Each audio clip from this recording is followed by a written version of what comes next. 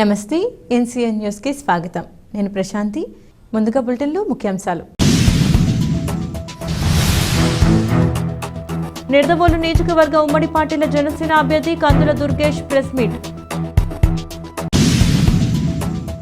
తూర్పు గోదావరి జిల్లా నిడదవోలు నియోజకవర్గం ఉమ్మడి పార్టీల జనసేన అభ్యర్థి కందుల దుర్గేష్ ఈరోజు ఆనంద్ ఇన్ హోటల్లో పత్రికా విలేకరుల సమావేశం నిర్వహించారు. ఈ సమావేశంలో ఆయన మాట్లాడుతూ తనకు తాను ప్రజలతో మమేకమవటానికి మీడియా మిత్రుల సహకారం పూర్తిగా కావాలని 2024 సార్వత్రిక ఎన్నికల్లో ఉమ్మడి పార్టీల జనసేన అభ్యర్థిగా నిడదవోలు నియోజకవర్గంలో పోటీ చేస్తున్నానని, ప్రతి ఒక్కరూ సహకరించి గెలిపించాలని, రాజకీయాల్లో తనకు ఉన్న పలుకుబడిని గత ఎన్నో దశాబ్దాలుగా అభివృద్ధికి నోచుకొని నిడదవోలును తాను అభివృద్ధి చేసి చూపెడతానని, ప్రతి ఒక్కరూ తనకు సహకరించాలని కోరారు.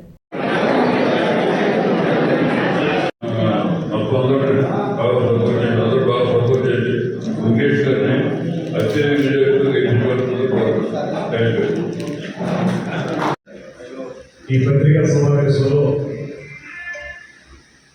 పెద్ద ఎత్తున పాల్గొన్నటువంటి పత్రికా మిత్రులు, అదేవిధంగా ఎవరైతే ఛానల్స్ ఉన్నారో ఆ మీడియా వాళ్ళందరికీ కూడా నమస్కారం తెలియజేస్తున్నాను. పత్రికా సమావేశం కనుక కూర్చొని చెప్తారు.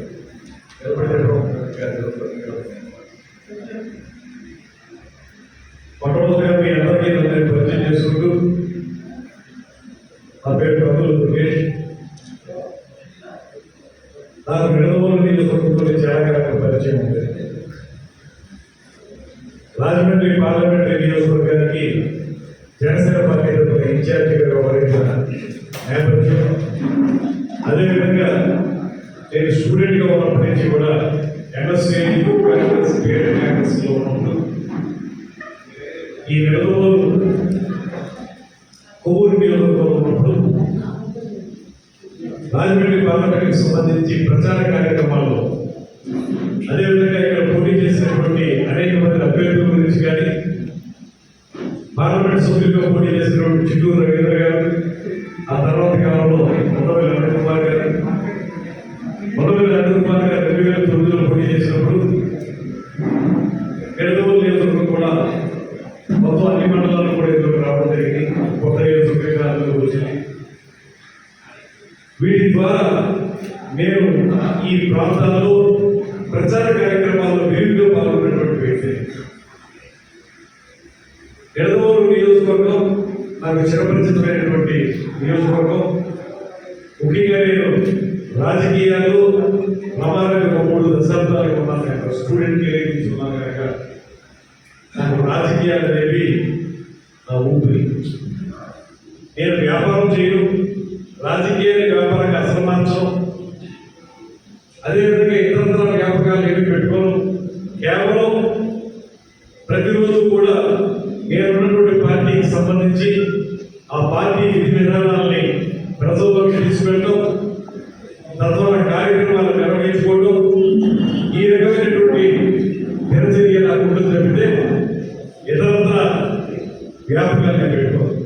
అందువల్ల కొంచెం ప్రాంతానికి కొత్తగా వచ్చేమో కానీ నేను రాజకీయాలకు మాకు చాలా పాత మిత్రుడు. అదేవిధంగా నిడదవోలు నియోజకవర్గంలో జనసేన పార్టీకి చెందిన అనేక మంది కార్యవర్గ సభ్యులందరూ కూడా, నేను పశ్చిమ గోదావరి జిల్లా అధ్యక్షులు శ్రీ చంద్రబాబు గారు కలిసి మాట్లాడుతూ నిర్ణయించిన వాళ్ళే చాలా మంది వాళ్ళ కార్యవర్గంలో ఉన్నారు. వీళ్ళందరూ కూడా మేము ఆ రోజున బాగా పనిచేస్తామనుకున్న వాళ్ళని నేను ఆయన కలిసి ఇక్కడ ఏర్పాటు చేయడం జరిగింది. ఆ రకంగా నిడదవోలు నియోజకవర్గం నాకు పూర్తిగా చిరపరిచితమైనటువంటి.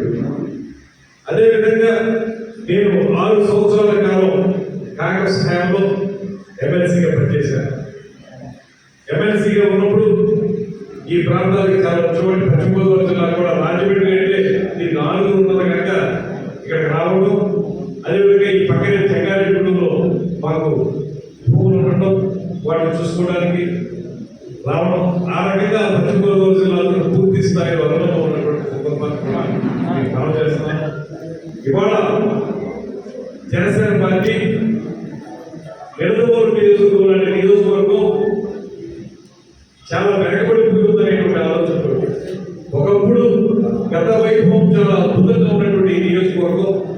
నిడదవోలు అంటే వైబ్రెంట్ గా ఉండేటువంటి ఈ నియోజకవర్గం తర్వాతి కాలంలో నెమ్మదిగా ఎందుకో అర్థం కాదు కానీ ఇక్కడ ఉన్నటువంటి అనేక సదుపాయాలు వెనక్కి వెళ్ళిపోయారు. తర్వాత మళ్ళీ పునరుద్ధరించారు కానీ ఒక టైంలో ప్రమాణమైనటువంటి బస్సు పోటీ తీశారు ఇక్కడ నిడదవోలు టౌన్లో. అదేవిధంగా జంక్షన్ గా ఉండేటువంటి రైల్వే జంక్షన్ గా ఉండేటువంటి ఈ నిడదవోలుకి సరైనటువంటి ప్రాతినిధ్యం కేంద్రంలో లభించలేదు, ఇక్కడ లభించలేదు. ఇటువంటి కారణాలు తీర్చే కానీ ఈ మధ్య కాలంలో గడిచిన 5 సంవత్సరాల కాలంలో వైఎస్ఆర్ కాంగ్రెస్ పార్టీ హయాంలో కూడా నిడదవోలు నియోజకవర్గానికి సంబంధించిన అనేక మౌలిక సదుపాయాల కల్పన విషయంలో పూర్తిగా వెనకబడిపోయింది అనేటువంటి మాట సమర్థన. రాజకీయ నాయకుల్లో చిత్తశుద్ధి లేకపోవడం, లేకపోతే ఈ ప్రభుత్వానికి నిడదవోలు నియోజకవర్గం మీద ప్రత్యేక శ్రద్ధ లేకపోవడం, ఆ శ్రద్ధను కల్పించగలిగేటువంటి నాయకత్వ పట్టిమ ఇక్కడ లేకపోవడం, ఆ పార్టీకి సంబంధించి ఈ కారణాల రీత్యా నిడదవోలు నియోజకవర్గాన్ని లైఫ్ లైన్ వచ్చి పక్కన తీసుకెళ్లిపోయారనేటువంటి మాట వస్తున్న నేపథ్యంలో Janasena party, Telugu Desam party, Bharatiya Janata party ఈ మూడు కలిసి ఒక కార్యక్రమానికి రూపకల్పన చేసినప్పుడు నిడదవోలు నియోజకవర్గాన్ని మళ్ళీ మనం ఉన్నత స్థానంలో తీసుకురావాలంటే మనం ఖచ్చితంగా ఇక్కడ ఒక మంచి అభ్యర్థిని నియమించాలనేటువంటి ఆలోచన చేశారు. అప్పుడు చేయండి రాష్ట్రాన్ని ముందుకు నడిపించలేనటువంటి దుర్మార్గకరమైనటువంటి పరిస్థితుల్లో తీసుకెళ్ళిపోయారు.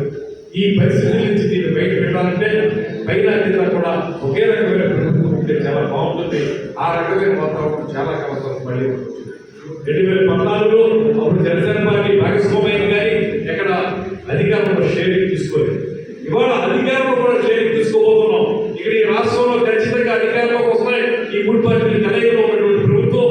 అదేవిధంగా పైన భారతీయ జనతా పార్టీ ఉంటుంది.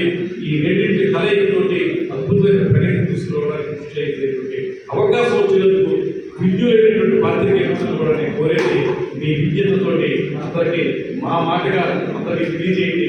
మీ ద్వారానే మా మనసులో మాకు ప్రజలు పడతాయి.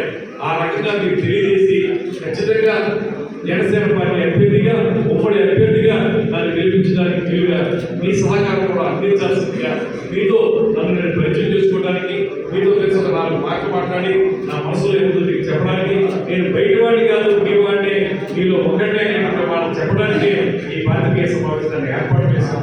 ఈ పాత్రికేయ సమావేశంలో పాల్గొన్న అందరికీ కూడా మరొకసారి ధన్యవాదాలు తెలియజేస్తూ ఇతరుల ఏమైనా అంశాలు మీరు ఏమైనా అడగాల్సి ఉంటే చెప్పండి. నేను ఒక 4-5 రోజుల్లోనే మన నిడదవోలు నియోజకవర్గానికి అవసరం సమగ్రమైనటువంటి మేనిఫెస్టో తయారు చేసినప్పటికీ దాన్ని రెడీ చేస్తాం. చాలా అంశాలు దగ్గర ఉన్నాయి. వాటన్నింటినీ బేస్ చేసుకుని మనం స్థానికంగా చేయగలిగే వాటిని దృష్టిలో కూడా పెట్టుకోవాలి. మరి చేయలేని అంశాలు పెట్టేసి ఊరికే గొప్పగా చెప్పే మేనిఫెస్టోలు కాకుండా తప్పనిసరిగా జరిగే వాటితో 4-5 రోజులు మ్యాక్సిమం అన్నింటిలో మేనిఫెస్టో రెడీ. ఒకటి ఏంటంటే నియోజకవర్గం ఏర్పడినప్పటి నుంచి ఇప్పుడు దాకా ఒక ఇంజనీరింగ్ కాలేజ్ కానీ పెద్ద పరిశ్రమలు కానీ ఏమి లేవు. వాటికి మీరు ఒక 10 వాళ్ళ అధికారుల కోసం తీసుకునే చర్యలు అక్కడ ఉన్నవాటి దానికి ఏమో ప్లానింగ్ మేజర్గా ఒకటి ఏంటంటే ఈ విషయంలో క్లారిటీ ఉన్నారు. ఇంజనీరింగ్ కాలేజీలు నెంబర్ ఆఫ్ ఇంజనీరింగ్ కాలేజ్ అయిపోయినాయి. ఎంతవరకు ఇంజనీరింగ్ కాలేజీలో ప్రయోజనం ఉంటుందో అనే దానికంటే కూడా జాబ్ ఓరియంటెడ్ కోర్సెస్ ఉన్నటువంటి కాలేజీని మనం తీసుకుంటే యువతకు ఉపయోగపడి ఇప్పుడు చాలా రకాల్లో అవకాశాలు వస్తున్నాయి. హోటల్ మేనేజ్మెంట్లో అద్భుతమైన అవకాశాలు ఉన్నాయి, మార్కెటింగ్లో అద్భుతమైన అవకాశాలు ఉన్నాయి. వాటికి